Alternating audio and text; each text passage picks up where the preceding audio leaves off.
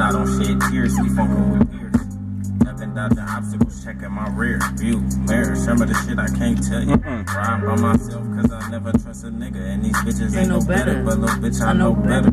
Keep a little red bitch to get yo, cheddar, don't spread a bones, split on nigga. I ain't with no beef streeties and don't wanna do no song with them. Niggas know it's poppy, deep broccoli and teriyaki. This rocket to tear it off and I'm sparking it like hibachi. He said the rocket is gonna tear it off and he's gonna spark it. That means he's gonna do it in front of you in front of your kids on the stove right there. Money was the root, don't mistake me for diabolical. Where you sitting at? Right in your face. I don't shed tears. We're ready to get out. You can smell we in the desert. I know.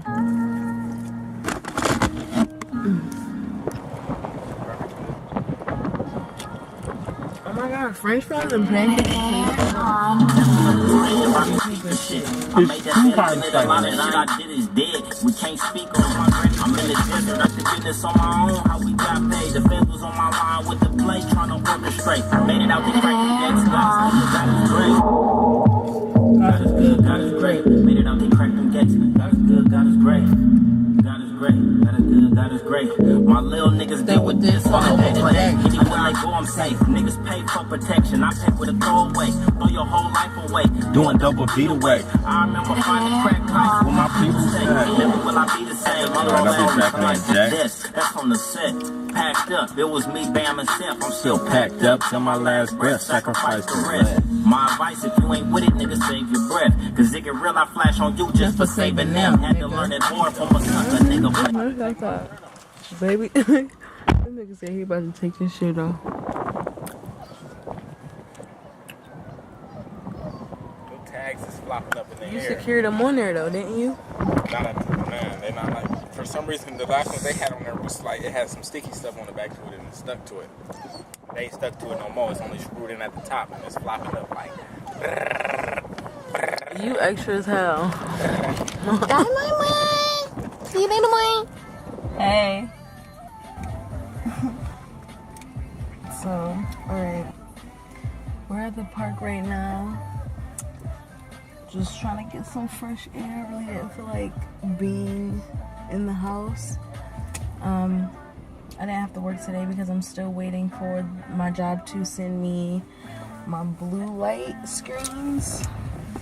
Ooh. He's over there playing with the dog. And the baby's in the back seat sleep, and Nori is in school. So it's a pretty chill day. Like I said, I didn't have to work because I'm waiting for them to send me my blue light screen. It's very hard to focus without the blue light screens, the anti-blue light screen on my computer. So on my monitors, because I work on 2 different monitors at a time. It's more or less whatever about how I'm feeling about today. Is April 19th, and it marks the 14th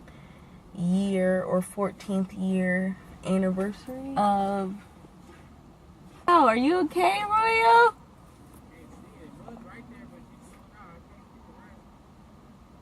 Or she sucked it up. You okay, Moi Moi? Moi? You okay, Moi?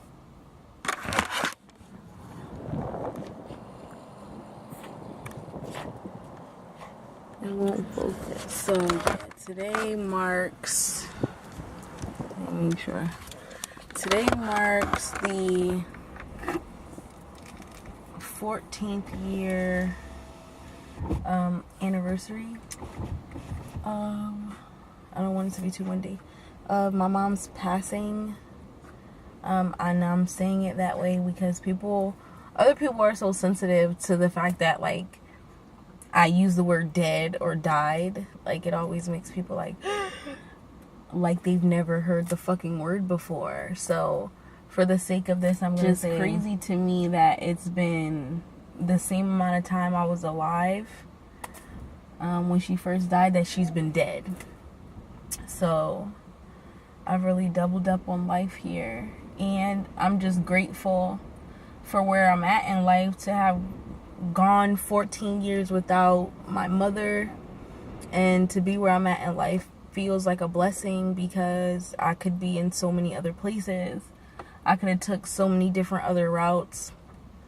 I could have let depression and like mourning and grieving really take over my life and allow me to not function, because that's what I always felt and thought. I was 14 at the time, and she had gotten sick when I was like 12, and she was only supposed to, or maybe I was 11 when we found out she was sick, and she was only supposed to live like a year, but she clearly lived longer than that by the grace of God, but also, you know, by what evil force keeps you here in your suffering, because she suffered a lot, but we'll talk about that another time.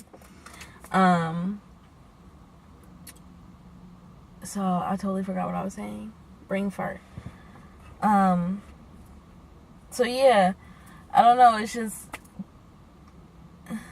I feel like it's a blessing to be where I'm at. Again, I was 14. I could not process her dying or about to die. I think that's what I was telling you, like finding out she was dying, and like it still wasn't like a real thing to me at the time. I couldn't process that. That's too big of a thing. I don't think any kid can. I don't know any adults that could tell me how to process that as an adult. You know what I mean? So definitely I don't know any mechanisms to figure out for a kid at the time. But I don't know, finding out that your parent isn't invincible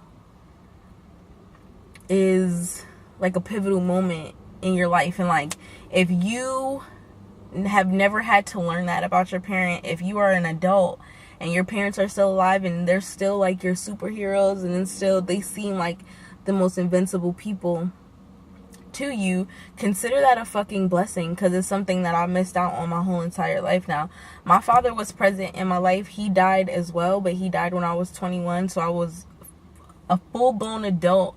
You can say at that point I had had my first kid. I was on my own, so I was a little bit more prepared to deal with him dying. At 14, I was absolutely not prepared at all. Nobody in my family was prepared, even though it was anticipated, and like we knew what they call an anticipated death. Like we knew that it was gonna come, but that doesn't make the impact of the fall of the shit any less than people who don't know. If she would have died in a sudden accident, I think the pain would have still been the same. Or really, let's just say you can't calibrate pain. Let's just say that. Like, it's not about it being the same. It's not about it being different. It's about the fact that you can't put a fucking level on people's pains, because people feel pain at different thresholds and at different levels. So you can't say something weighs more than something else because you didn't experience it that way. So we're just going to say that. But today I'm making this video more or less about cutting ties with toxic family members, and doing so, like how doing so is necessary to your growth as an individual. I'm realizing that. Thinking about my mother's death today made me think about my brothers. I have 2 brothers on her side that are her children, obviously, because I have siblings on my father's side as well that my parents don't have together. But my 2 brothers on my mom's side do not speak to me for reasons we would talk about again in a different video, but it doesn't matter. I was thinking about it today and was starting to get emotional, because you would think that in a situation where the parent dies and their siblings, that the siblings would be close and would take care of each other. And in my case, my siblings are much older than me. My oldest brother is in his 40s. My other brother is in his mid-30s. So they're much older than me. And the expectation by society is that they should have been there for me. And they weren't at all. And I wanted that. I wanted to have a relationship with them. I wanted to have a relationship so bad with them that I stayed around them in times of toxicity, if that's the word, of a whole bunch of toxic shit going on. And I just stayed and like let myself marinate in it because I wanted a relationship, no matter what the relationship, the cost of the relationship, the cost to myself of the relationship. I wanted this relationship with them no matter what. And today I realized, 14 years after the death of my mother, that I realized this a long time ago, but it's really a matter of there's steps to the realization of the shit, and it's you realize it and then you accept the shit so that you can move past it. And that's where I'm at right now, is that I've learned to accept that I'm never going to have this relationship that in my mind I want and I think that I'm supposed to have. That's my ego. You know, that they're supposed to love me in this way or whatever. I'm accepting that that's not gonna happen, and that that's okay, and that just because this is who my bloodline is doesn't necessarily mean much. It doesn't weigh anything in reality, because the way that we were raised was not conducive to us being buddy-buddy. It was not, we weren't raised in a family-oriented environment. The era in which we were raised, our parents were on drugs. So the streets raised us, and outside influences raised us. And while our family was falling apart, we relied on outside sources. So I think that plays a lot in it, and I'm accepting that they are two different people in two different spaces in their life, and have experienced completely different things than me being a black female and them being black males. You know, our life experiences have been different. Them being much older than me, them kind of being pushed and forced out of the house quicker and things like that. Like, I'm sure there's so many factors that play into them being who they are and me being who I am, and why it'll never be this coochie crunchy sister brother relationship. Like, I know the void of like feeling protected by my family will never be filled by them. Like, that's not who will fill that void. The only person at this point that could fill that void is me at this point in my life, accepting that this is who they are, this is who I am, and it's never gonna be that, and that it's okay. Because that's the next step, is that you have to be okay with it. Like, it has to be like, okay, like, that's fine. Like, stop making shit a fucking problem when it's okay. Like, people grow and do different things in different directions, and it's okay. All of it is gonna be okay. And that's where I'm at today, is that it's gonna be okay no matter what. That everything happens in the way that it happens. The stars align, the moon comes out the way that it does, because there's some ordained fucking plan in effect, and it's okay. It's gonna be okay. I don't know, it's really windy right now.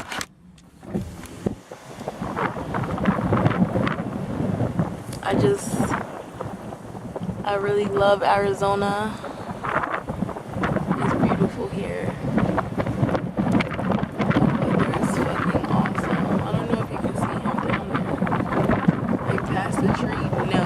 This shit will not do its thing. But yeah, all I'm saying is, no matter what the relationship with people is, and this comes up too, not just because of what today is and me thinking about my brothers, but who don't speak to me at all. I just recently had a situation with somebody that I've been friends with for over the majority of my fucking life. For more than half of my life, I've been friends with this person, and we've had a falling out as adults. Now, we've had falling outs as teenagers and as like young adults going through the shit that they go through, but we've never had a falling out as adults about an adult situation.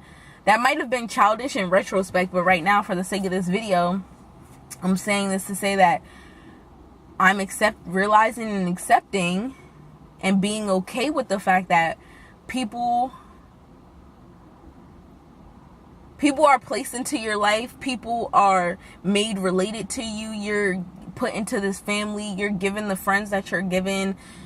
you meet the people you meet all for some singular purpose to yourself, like all for you to grow, all for you to learn. It all turns out okay. Like, it's okay because it all is for the betterment of you as a fucking individual. Like, I've gone through so much shit in my life. Like, I could have so many story times on the things that I've gone through, and I'm sure many of you can do the same. But like, definitely, like, I could write a book on one fucking day of my life, like literally a whole entire book. And you're like, how the fuck did this happen to you in such a short span of time? Like, and it's just insane. And I feel like all these things have happened to me to make me into the person, as cliche as it sounds, to turn me into the person that I am.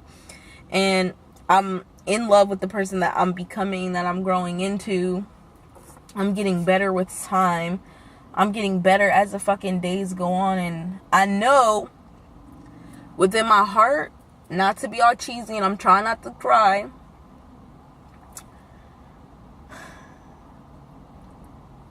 that my mother will be proud of me,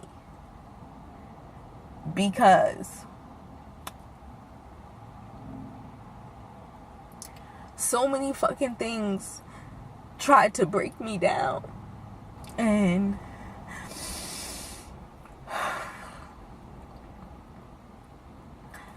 my guides and my spirits and my ancestors was with me, and they're not gonna let me fail. And I know that now. I accept that, and I can say that shit is gonna be okay. Stuff happens. It's supposed to happen. It's called balance. Without no black, there's no white. Without no good, there's no bad. And you need them both to know what the other one feels like. This little bug's crawling on me.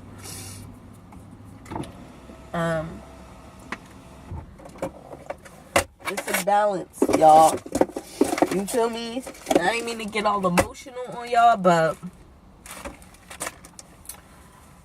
this shit is real life. And this is just something that I wanted to talk about, because it's important to know that you don't have to keep nothing toxic in your life.